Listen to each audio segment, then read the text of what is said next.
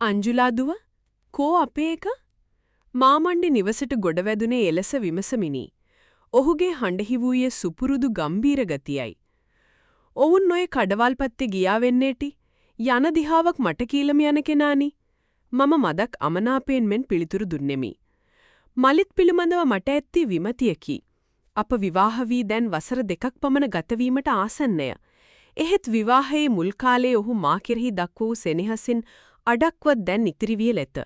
ජීවිතය නීරස රෑනක් මෙන් ගෙවියෙමින් තිබුණි. මාමණ්ඩි මේ පැත්තේ හේනට ගියේ නැද්ද? නිවසේ ඉස්තෝප්පුවේ වාඩි වී බුලත් ටිකක් සකස් කරමින් සිටි මාමණ්ඩි අසලට මම කිට්ටු වූයෙමි. ගියා. අවු කාෂ්ටකේ වැඩි. හවස් වෙලා ආයෙත් ගිහින් එනවා. ඔහු පිළිතුරු දුන්නේ පුවක් ගෙඩියක් සුද්ධ කරමිනි. උළුවස්සට හේතු වූ මම નિરાයාසයෙන්ම මාමණ්ඩි දෙස බැලුවෙමි. ඔහු තවමත් මනා හයිහත්තියක් ඇති මිනිසෙකි. මලිත්ගේ පියායයි කියමට පවා නොහැකි තරමට ඔහු ජව සම්පන්නයි. දැඩි හිරු රශ්මියට නිරාවරණය වීම නිසා තඹ පැහැගෙන්වුණු සිරුරේ මාංශ පේශීන් වෙහෙස වී වැඩ කිරීම නිසාම මනවින් ඉලිප්පී පෙනෙයි. ඔහු සතු වූයේ ප්‍රතාපවත් පෞරුෂයකි. එපමණක් නොව ඔහු සිය බිරිඳට එහෙනම් මගේ නැන්දම්මාට දරුවන් 8 දෙනෙකුම ලබා දී තිබුණි. මලිත් පවුලේ අන්තිමය අය. එහෙත් මගේ ඉරණම කෙතරම් අවාසනාවන්තද. මගේ කුස පිරවීමට මලිට්ට මේ වසර 2 පුරාවටම නොහැකි විය. මලිත් මෙන්ම නැන්දම්මාද සිතා සිටින්නේ මා වන්දගැහැණියක කියාය. එහෙත් ඒ එසේ නොවන බව දන්නේ මා පමණි. මන්ද නිම විවාහයට පෙර ගමේ තරුණයෙකු හා ඇති කරගත් සම්බන්ධයකින් මට දරුවෙකු ලැබෙන්නට සිටියේද විවිධ බලපෑම් මට එම කලලය විනාශ කිරීමට මට සිදුවිය. දරු හුරතලා බැලීමට මට පිනක් නැත්තේ එදා සිදු කළ ඒ මහා පව නිසාදයි මම නිතරව ලතවුනේමි. මගේ සිතුවිලි දාමයේ බිඳලමින් මාමණ්ඩි නැවතත් කතා කළේය. මහා උන්දේ කියන කතාවලට උඹ හිත රිද්ද ගන්න එපා අංජුලා. ඒ ගෑණි අමාරුවට ওই කතා කියන්නේ.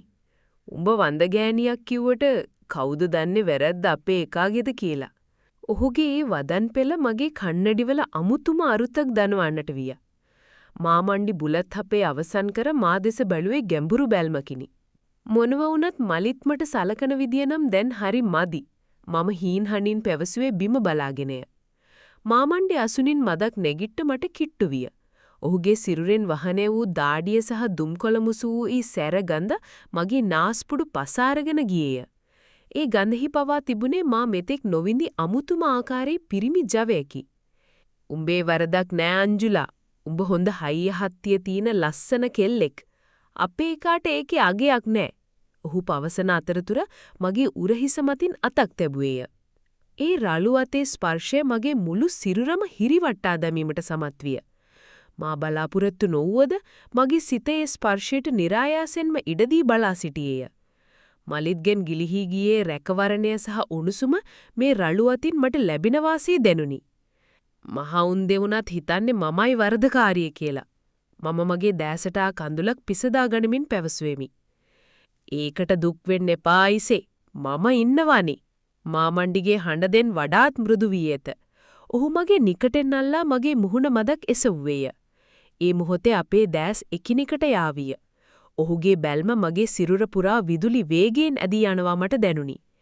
එය හුදෙක් ලේ නෑකමකට එහා ගිය තහනම් ගොදුරක් සොයන දඩයාකාරයෙකුගේ බැල්මක් වැනිය. හේනේ වැඩ කර ලේටම කාවැදුණු ඒ දිරිමත් පිරිමි බව මගේ තනිකම සහ අසරණකම හා ගැටමින් තිබුණි. මාමණ්ඩිගේ අත මගේ කොපුල දිගේ සෙමින් පහළට ලිස්සා ගියේය තවත් බොහෝ දේ පවසන්නක් වෙන. මලිත් කඩේ ගිහින් එන්න තව වෙලා යයි නේද? ඔහු ඇසුවේ ඊටමත් පහත් හඬිනි. ඒ ප්‍රශ්නය තුල සැඟවී තිබූ යටි අරුත මට නොතේරුණා නොවේ. මගේ සිත වේගයෙන් ගැහෙන්නට පටන් ගත්තේය. ඒ බැල්මෙහි තිබූ තීව්‍ර බව දරාගත නොහැකිව මම දැස් පියාගත්තේ මගේ හද ගැස්ම මට මැසෙන තරම් වේගවත් වෙද්දීය. නමුත් ඒ නිහඬතාවයේ බිඳී ගියේ ඈතින් නැසුණු හුරු පුරුදු මෝටර් සයිකලයක හඬිනි. විදුලි වේගයෙන් මගෙන් ඈත් වූ මාමණ්ඩි ඊතා සංසුන්ව තම බුලත් තට්ටුව අතට ගත්තේ කිසිවක් සිදු නොවූ ගානටය. මම වහා සංසුන් වන්නට උත්සාහ ගත්තෙමි. තාත්තා මේ පැත්තද? මලිත් ගෙටගොඩ වූයේ අතේ වූ බඩු මල්ල මේසය මත තබමිනි. මම මේ හේනට යන ගමන් පොඩ්ඩක් ගොඩ වැදුනේ. උඹලගේ අම්මට ටිකක් සනීපමදි. ඒ පැත්තේ ඇවිල්ලා යන්න වරෙන් කියන්න මම ආවේ. මාමණ්ඩි ඊතා සංසුන්ව කිසිදු පැකිලීමකින් තොරව කීවේය. සනීපමදි. ඒ මොකද? වෛරසුණක් කියන්නේ. හරි හරි. මං යනවා එහෙනම්. හවසලා හේනේ වැඩ ටිකක් තියෙනවා. මාමණ්ඩි එලස පවසා මා දෙස තේරුම්ගත නොහැකි බැල්මක් හෙලා මිදුලට බැස නොපෙනී ගියේය. ඔහු ගියපසු මුළු නිවසම අමුතුම පාළු ස්වභාවයකින් වෙලී ගියේය. මලිත් සුපුරුදු පරිදි බඩුමල්ල ඇද බලා මට දොස් නගන්නට විය. නමුත් මගේ සිත තිබුණේ වෙනත් ලොවකය. මීට සුළු මොහොතකට පෙර මාමණ්ඩිගේ ඒ රළු අතින් මගේ සිරුරේ ඇති කළ ඒ හිරිගතිය තවමත් මැකී ගොස් නැත.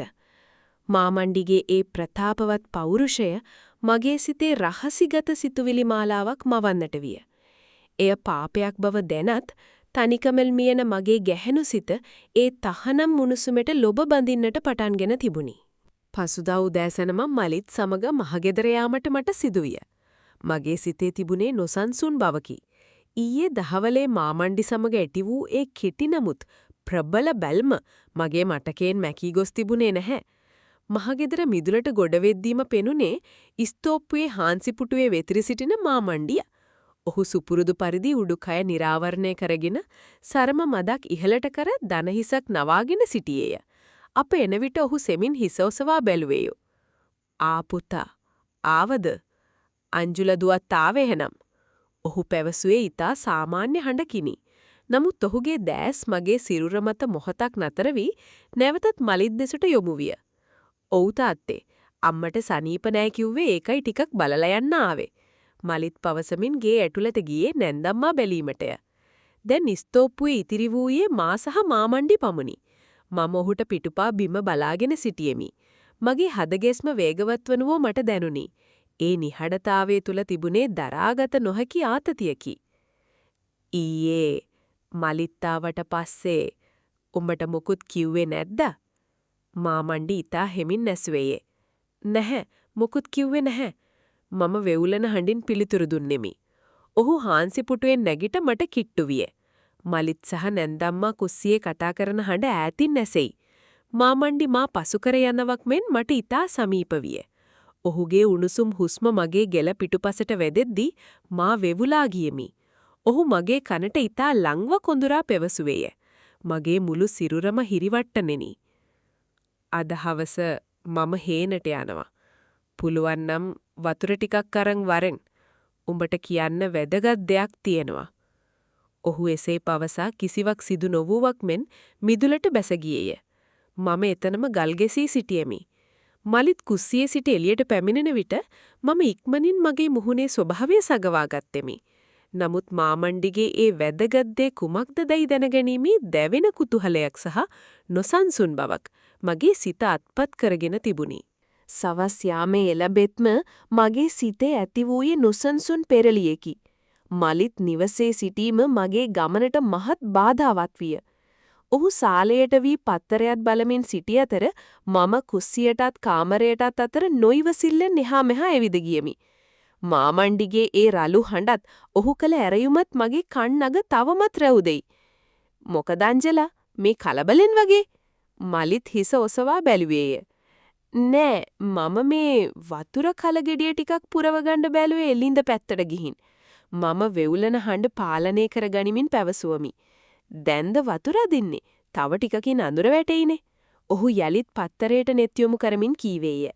මම වහා කලගෙඩිය අතටගෙන නිවසින් පිටතට ආවමි. නමුත් මගේ ඉලක්කය වූයේ ලිඳ නොව වත්ත කෙලවරින් නැති රබර් කැලේ මැදින් වැටී ඇති හේනට යන පටු අඩිපාරයි. සිතේ තිබුණේ මහා බියකි. එහෙත් ඒ බිය අභිබවා ගිය කුතුහලයක් සහ නුපුරුදු ආකර්ෂණයක් මා ඉදිරියට ඇදගෙන ගියේය. හේන අසලට ළඟා වෙද්දී හිරු බැස යමින් තිබුණි. ඈතින් මාමණ්ඩිගේ පැල්පත පෙනෙන්නට තිබුණේ අඳුරු සෙවණැල්ලක් මෙනි. මගේ හද ගැස්ම කෙතරම් වේගවත් දැයත් එය මගේ පපුව පලාගෙන එළියට පනින්නට වැනිය. "ආවනේද?" පැල්පතේ මුවදොර අසල සිටි මාමණ්ඩිගේ හඬ ඇසුනි. ඔහු එතනට වී මා ඉනතුරුම මග බලා සිටි බවක් පෙනෙන්නට තිබුණි.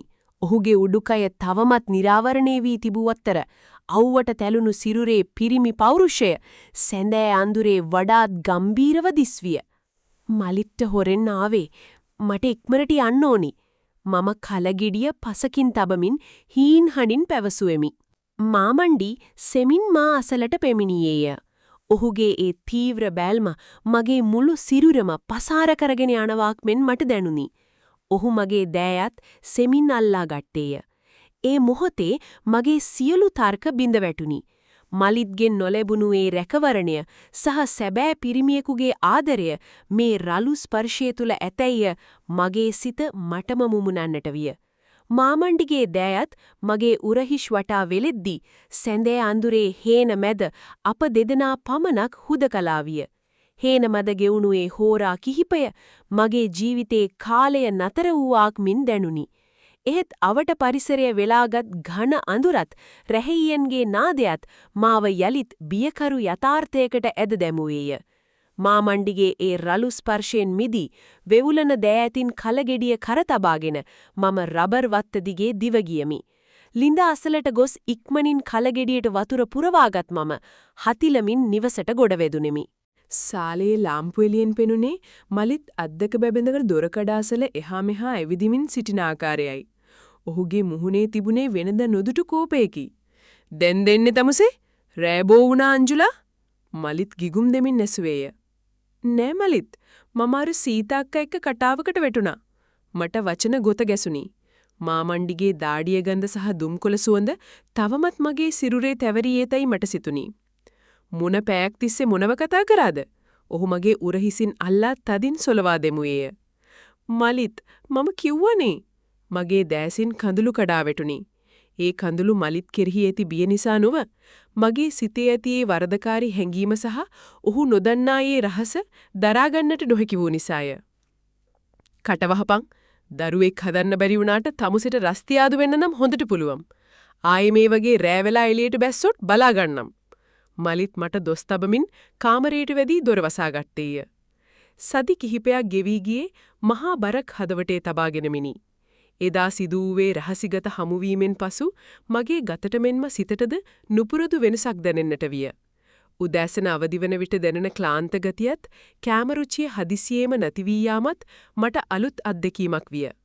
ඉක්බිති අතෝරක් නැති වැසිබර උදෑසනක නැන්දම්ම අපේ නිවසට කඩා වැදුනේ වෙනදාටවත් වඩා රළු ස්වරූපයකින්. ඇය සාලයේ මැද නතර වී කුස්සියේ වැඩ කරමින් සිටි මා දෙස බැලුවේ පිළිකුලෙනි. "මොකද අංජුලා මෙහෙට වෙලා කම්මැලි වෙලා? තමුසෙට උයා ගන්නවත් පණක් මැද්ද දෙන්න? බලපන් කීයද වෙලාව?" ඇය ගිගුම් දුන්නාය. "මගේ පුතා මේ අවුවේ වැස්සේ මැරීගෙන වැඩ කරන්නේ තමුසෙට කන්න අඳින්න දෙන්න විතරක් නෙවෙයි. මට ඕනේ මගේ පරම්පරාව ගෙනියන්න දරුවෙක්." නැන්දම්මගේ නපුරු වදන් මගේ කන්නඩිවල වදිද්දී මට එකවරම ඇති වූයේ දැඩි ඔක්කාරයකි. උගුරට ආව අමුතුම අම්ලගතිය පාලනය කරගට නොහැකි තැන මම වහා මිදුලට දිවගොස් වමනය කරන්නට පටන් ගත්තේය. මලිත් සහ නැන්දම්මා විමතියෙන් මෙන් මිදුලට පමිණියහ. මම අප්‍රාණිකව පේරගසට හේතු වී සිටියමි. මොකද මේ? මලිත් විමසුවේ සැකේනි. "මොනව වෙන්නද? බඩේ අමාරුවක් වෙන්න ඇති." නැන්දම්මා පැවසුවද ඇගේ දෑස්වල තිබුණේ වෙනස්ම බැල්මකි. ඇය මට කිට්ටු වී මුහුණ දෙස හොඳින් බැලුවාය. "අංජුලා, තගේ මුහුණ නිකම් සුදු මෙලි වෙලා වගේ. අන්තිමට අසනීප වුණේ කවුදද?" මම ගොතගසමින් දින වකවානු පැවසුවමි. ඇය මද වේලාවක් ගණන් බලමින් සිට එකවරම නිහඬ වූවාය. "දෙවියනේ, ඒ කියන්නේ..." නැන්දම්මාගේ ලල්ලු හඩ මෘදු විය. "උඹට දරුවෙක් හිටලා අංජුලා." මලිත් දෑස් ලොකු කරගෙන අප දෙස බලා සිටියේය. ඔහු වහා මාසලට පැමිණ මගේ උරහිසින් අල්ලා ගත්තේය. "අම්මේ, ඒ කියන්නේ මම තාත්තා කෙනෙක් වෙන්න දෙයන්නේ. මම හිතුවේ අංජුලට කවදාවත් දරුවෙක් හදන්න බැරි වෙයි කියලා."